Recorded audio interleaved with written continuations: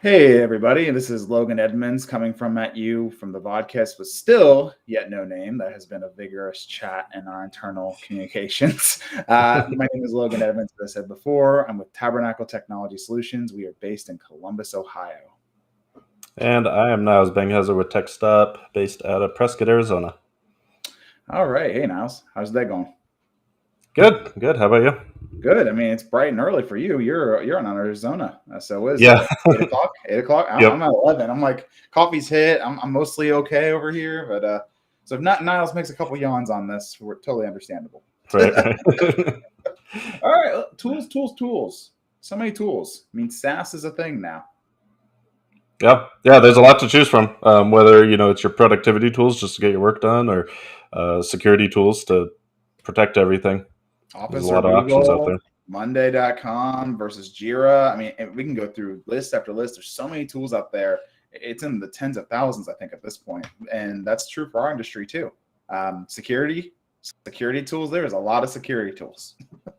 Yep. So, I mean, why? Let's ask the basic question. I think a lot of business leaders and entrepreneurs ask us. I mean, if you started your own business or you lead a business, I would classify you as a pretty smart fellow. Like most of the time, you're a pretty smart fellow. You got the wherewithal to make calculated and good decisions. Obviously, you're still in business. What's the pitfall of just going out there and picking a tool that looks like it's got good reviews? Well, I mean, this is what we do as cybersecurity professionals. Is we're looking at not just like one tool at a time. So let's take one. Let's okay. Everyone knows about firewalls, right? Yeah, Okay, think there's 100 different brands of firewalls, routers. right? Go get my Yeah, Netgear. Go get my Netgear firewall from Walmart. Woo! right, exactly. And you look at the packaging, and the marketing people make it sound really good, and oh, it's got this security feature and that security feature, and and maybe you do your homework and you find like a really solid business firewall, but that that doesn't, in the grand scheme of things, that's not really helping you. What we do as cybersecurity professionals is look at, okay, we're going to look at your firewall, but we're also looking at how does that interact with your EDR solution? How does that work with your SIM solution? How does that work with your productivity tools? And what is the bigger multi-layered picture? Sure. How well do these tools work together to provide security? Um, and we're filtering through, with our several years of experience, we know kind of how to filter through the marketing words and There's jargon. great marketing. But man, I mean, there's some really cruddy products on the market that have amazing marketing Oh yeah. teams. The engineering is just not there. I mean, and so you touched on this, but I think to intent. What are you trying to accomplish with the tool? Right? Like, how are you Yeah. actually accomplishing what you are intending to do? I think most people would say my broad goal is I just want to make sure my like one aspect of cybersecurity, maybe they'll focus on one or they'll focus on generics. I don't want to get hacked, or I don't want my employees to fall for a phishing email, and that's all they focus on. Which the problem in my mind with that is cybersecurity as a problem is such a multifaceted problem. It's got all these Hmm. different avenues that you have to cover to have realistic coverage. So when people come to me and say, "Why can't I just pick one good product?" I had a former client that asked me this point blank, like, "Hey, I just need to go out there and buy this cybersecurity product." I think it was he wanted to look at something like CrowdStrike and something like that. And I'm like, "Well, what are you trying to accomplish?" And when he explained what he was trying to accomplish, he was trying to provide all of his cybersecurity stuff, everything covered by that one single product. That doesn't work that way. Yeah.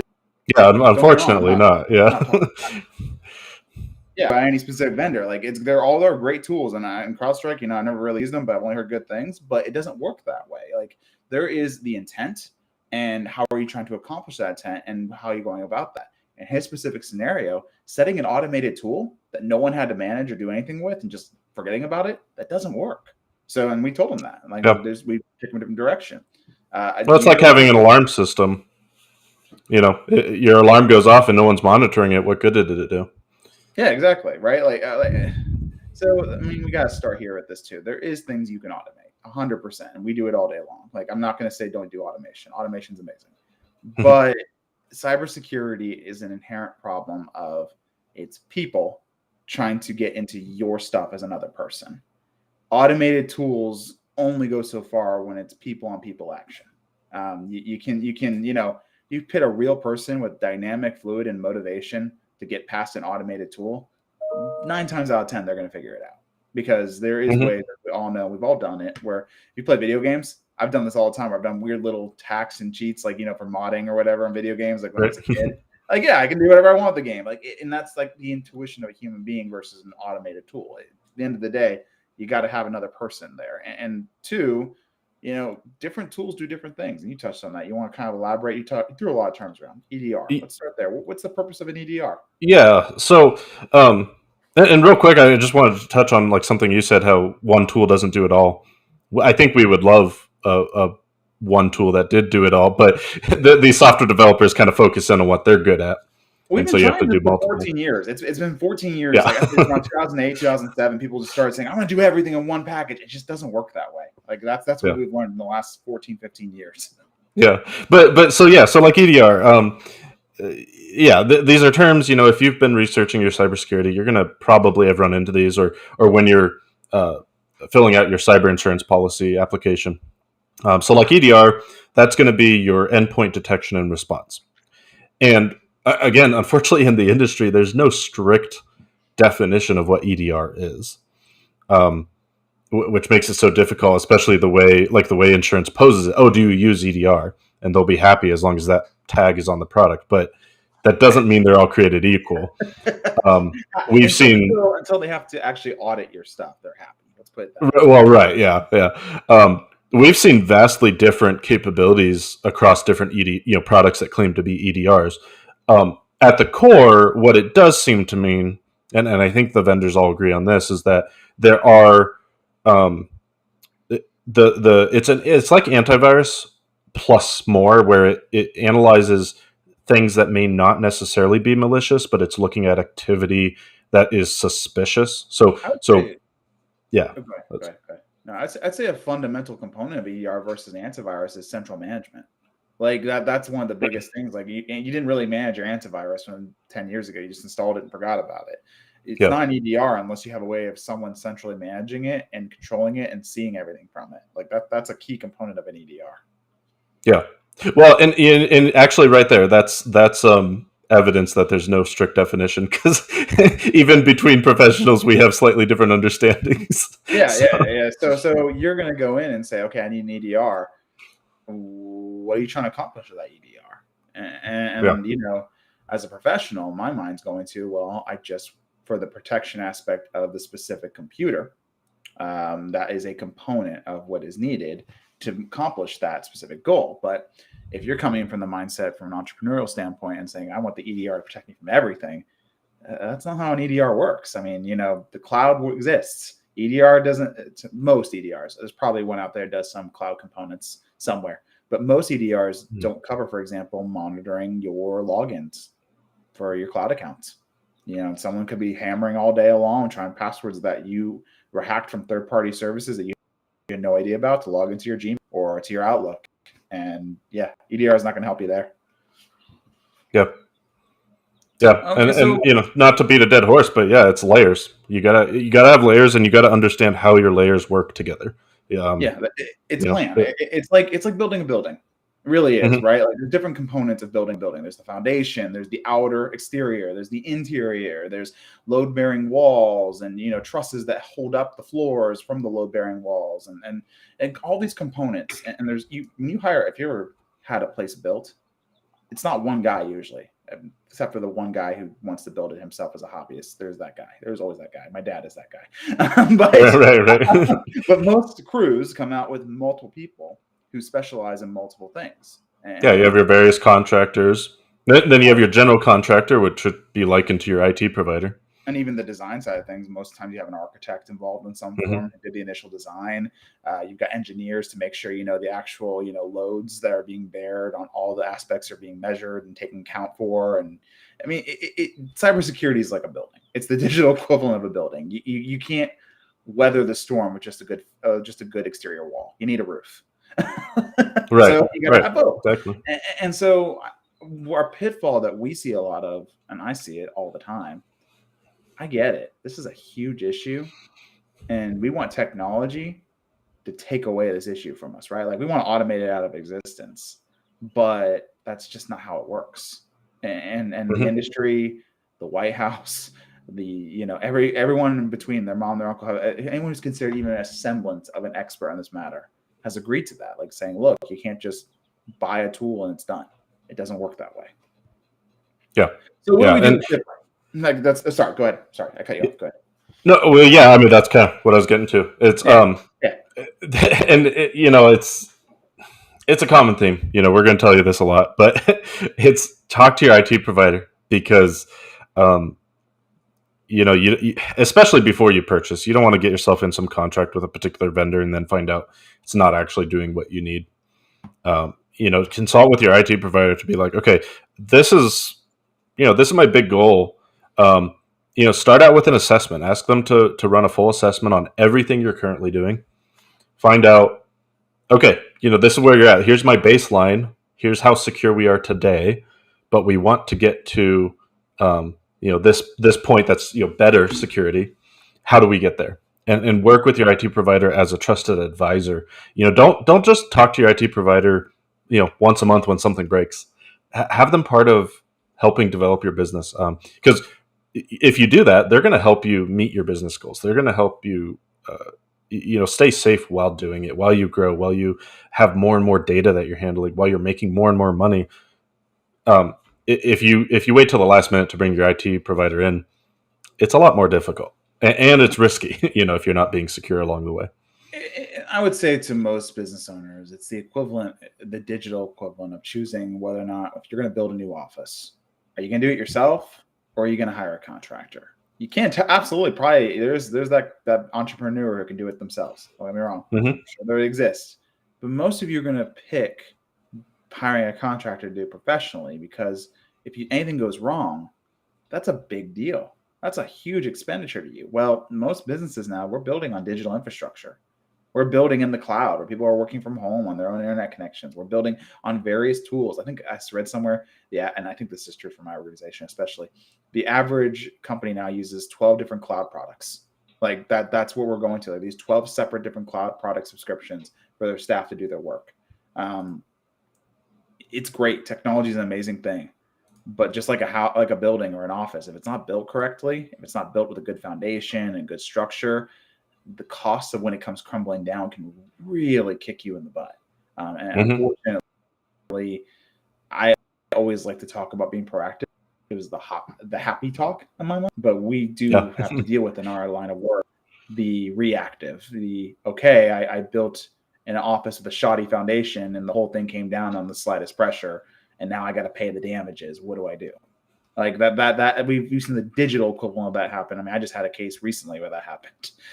So it's a cost analysis. It's a risk to cost analysis that every business owner needs to take. We're, I would say, proponents of the idea that it's like we believe a professional is needed at this point because the cost of making the wrong decision or setting something in properly can very much outweigh and does outweigh the cost of involving a professional to help you set it up right from the get-go. Yeah. Well, I mean, part of what we both do is when we do an analysis, we're looking at, okay, what is your potential financial risk? I don't know about you, Logan, but even for small, like 5-person companies, I think the smallest dollar risk I've seen is $200,000. Like that's your potential risk if you're attacked and your business goes down. That's like the minimum you'd be paying out of pocket. I mean, yeah, I would say, well, that's because that's what the bare minimum the criminals want high 5 figures from their effort, and they can get it. Like I know a lot of you, so if you're a small business of 2 or 3 people, are going to go, I'm not worth that much money. You have way more value than you think you do. And that's why these tools are marketed to you, because there are 2 people who know that: the cyber criminals and the security industry that sells the tools. So, if you're talking about that, a great example of this would be, business have main primary checking accounts. I mean, that's you have to have it to have a business. Well, you know how you manage that checking account nowadays? Electronically. You manage everything electronically. I do not handle the cash in my electronic business checking account. I manage it from my mobile app or my web browser or wherever else I might be over the phone. Yep. So that opens up an opportunity, someone can get in there. Someone can take money from your business account. How do you stop that? Well, there are tools and techniques and strategies that can be done, but they have to be done in advance, because at the end of the day, every business has a checking account, which makes it more than worth the cyber criminals' time to target you. Yep. And so, yeah, so I think that's maybe the biggest thing that we would urge you to do is, if you want to be more secure, don't just go out there and buy a tool. Yeah. Talk to a professional. Take your time to choose the right tool and the right set of tools, so that you're working with a professional to help you with that, to manage those. Because frankly, you're wasting your money otherwise. If I have an EDR, I'm good, and I'm not looking at it, that's money down the drain, essentially. Yeah. Cyber, we can pivot on this for a second, if you don't mind, because cybersecurity is a weird investment, right?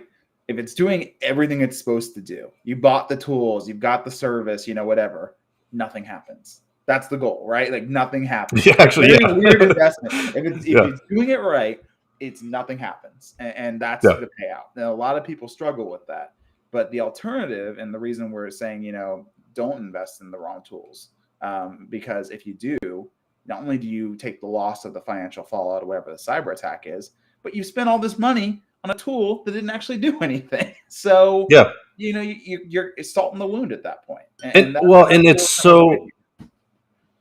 that's the thing. You struck on it. Is if you go out, you buy the wrong tools, and you're not managing them the way you need to be, nothing's going to happen until it's too late.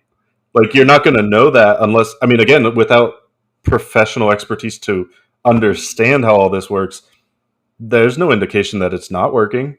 How would you know? Until it's too late. What's the stats I've been telling people? I think they're actually on the shorter side. Someone, when they get into your stuff, they generally don't make a move for at least 4 months. They hang around for 4 months to figure out how they can make money off you. I dealt with a case recently. They hung around for, it looks like, about 2.5 months before they made a move. So that was absolutely on point. You want to know that if you're going to invest in something, you're going to get a return on it in some form. And the return in this case is, and it sounds counterintuitive, the return would be, and nothing's guaranteed in this world when it comes to cybersecurity. I'm going to preface that with that disclaimer, but the return would be nothing happens, or worst case scenario, something happens, but it's way less worse than it could have been if you hadn't proactively managed it. Because not only are we trying to protect against a cyber attack, but things happen, even with protections. How deeply did they get into your systems? How much damage did they do? We're helping mitigate that. I think we'll end with this. This is to give people a sense of scale. Like, this is not what we do, by the way. I'm not, at least I don't do, hands-on remediation on the, forensic level. And I don't believe you do either. Oh yeah. No, I don't do forensics. Those people, just to give you guys context of how much it costs, and you got to call those people, I think it's somewhere between $400 to $500 an hour is the going rate right now. Like that. That's, if not more. If not more. Like, it is a very specialized industry. And that's why one of the primary reasons, like we're talking about, like, when something happens, it gets really expensive. You got to pay someone who's way more specialized than even we are to come in and, do the cleanup. Well, and I think so. Every state has different laws, but in Arizona, if you have a breach of data, not only do you have to notify clients and stuff, but you have to have that forensics analysis done too. I don't think and it's a disclaimer for both of us. We're not attorneys, so let's start there. No legal advice. No legal. This is just our experience as cybersecurity professionals, but do not take this as legal advice or any kind of a legal advisement. Go talk to your attorney for clarification. Yada yada yada. But in Ohio, it's very similar in that it's sort of a soft requirement, because if you've been breached, you are required to notify anybody who's been affected. How do you know who's been affected? You got to get someone to tell you those numbers, and Ohio does pursue those cases. That's one of the reasons why if you file an insurance claim in Ohio, and I have experience with this, they make you get a forensics team as part of the process, because they have to legally cover their butts too, the insurance companies. So, all right, this topic took a little bit of a tangent, but it's all tied together. Let's go back and we'll sum up kind of what we're talking about. Cybersecurity tools. Really cool innovations happening on the engineering side of things. We see them all day long, but you have to know what you're trying to accomplish and you have to Mhm. make sure the tool works towards the goal of what you're trying to accomplish in conjunction with whatever else you have already pre-existing. And the biggest pitfall to that, doing it yourself, is there's so many different aspects to this that you can miss. So we do recommend, and I know we're biased, but we recommend letting a professional handle this at that point because the stakes are high.